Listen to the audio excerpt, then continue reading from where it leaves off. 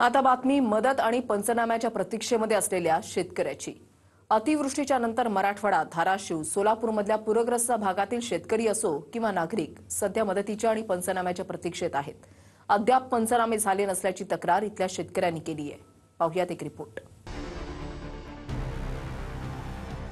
अतिवृष्टीमुळे राज्यात आभाळ फाटल्यासारखं चित्र आहे।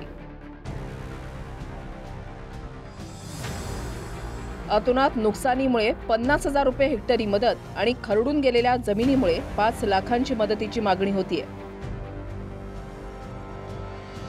पावसामुळे शेताची झालेली ही नासाडी पाहून हवालदिल झालेल्या शेतकऱ्याच्या डोळ्यातलं हे पाणी पंचनामे आणि मदतीच्या प्रतीक्षेत आहे। अतिवृष्टीमुळे कपाशी, सोयाबीन, कांदा, मका, बाजरी, उडीद, मूग, मोसंबी आणि डाळिंब या पिकांचं मोठं नुकसान झालंय। ज्योतिबाची वाडी भूम इथल्या शेतकऱ्यांनी संताप व्यक्त केलाय। पावसामुळे शेतीचं मोठं नुकसान झालं, पण जिल्हाधिकारी आणि प्रशासन याकडे दुर्लक्ष करत असल्याचा आरोप आहे। काय राहिलेच नाही सोयाबीनमध्ये, जवळजवळ 100% नुकसान झाले। तरी शासन काय म्हणतंय, एकरी 3,400 रुपये मदत घ्या। त्यातून काय येणार आहे? सोयाबीनचे बीज एकरमध्ये जवळजवळ 1 पिशवी पडते। पिशवीची किंमतच 3,500 रुपये। त्यांची मग तुटपुंजी मदत देऊन काय उपयोग होणार नाही। 3 दिवस झाला आम्ही फोन करतो तलाट्याला आणि ग्रामसेवक, पण ते सांगतात की आम्ही भूमला मीटिंगसाठी चाललोत, उद्या येऊ, परवा येऊ। आता इथं एका एकरला कमीत कमी 50,000 नुकसान होतंय, कारण हे मातीच वाहून चालली ना, नदीला चालली। काहीतरी उडी उत्तर देते। घरात खायला पण नाही, काहीच नाही, पूर्ण वाहून गेलेले आता।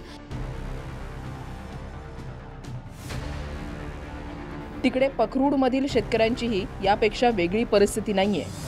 पिकांसह शेतातली माती वाहून गेल्यानं दसरा दिवाळीच्या तोंडावर शेतकऱ्यांचा हातामधला घास हिरावला गेलाय। बरं, शासन आमच्याकडे लक्ष देत नाही, कोण काय त्याची दखल घेत नाही। इथपर्यंत कोण येत नाही, जात नाही। आम्ही आता जागायचं कसं हे आमचं पंचायत झाली। आता कुठला पंचायत नाही, तलाठी नाही, स्थानिक आमदार नाही, कोणी अजूनपर्यंत कोणी पाहायला आलेलं नाही।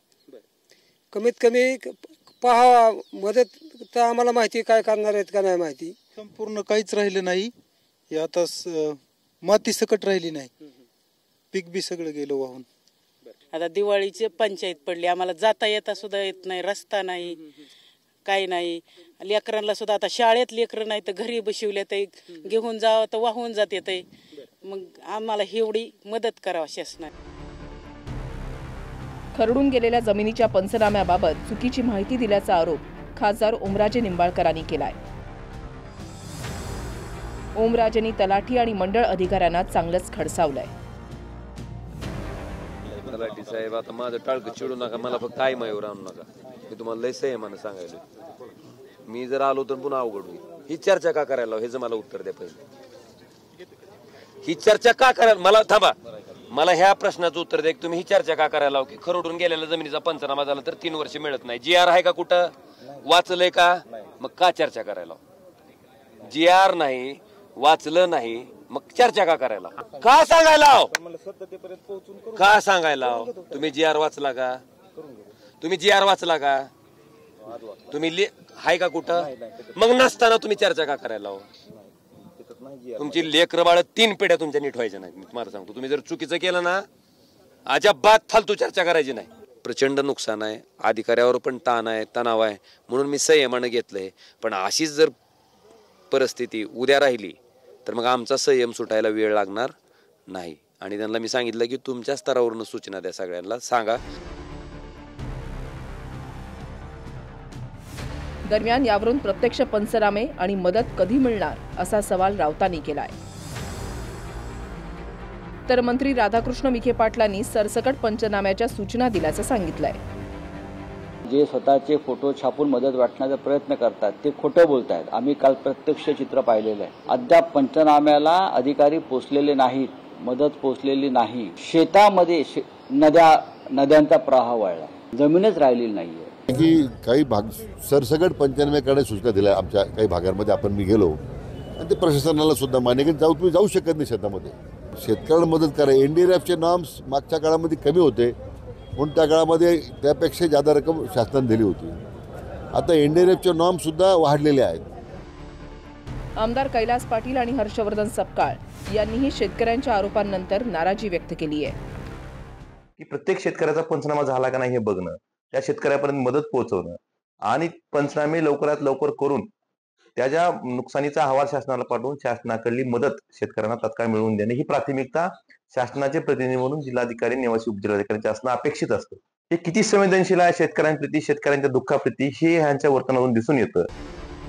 मराठवाडा असो किंवा पश्चिम महाराष्ट्रामधील सोलापूर माढ्यामधला परिसर असो, सध्या पूर स्थितीमुळे भीषण परिस्थिती आहे.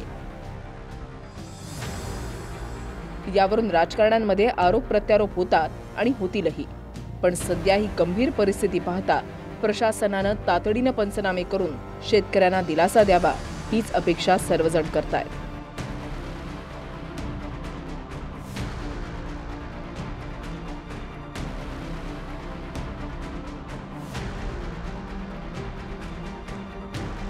Bureau report TV9 Marathi.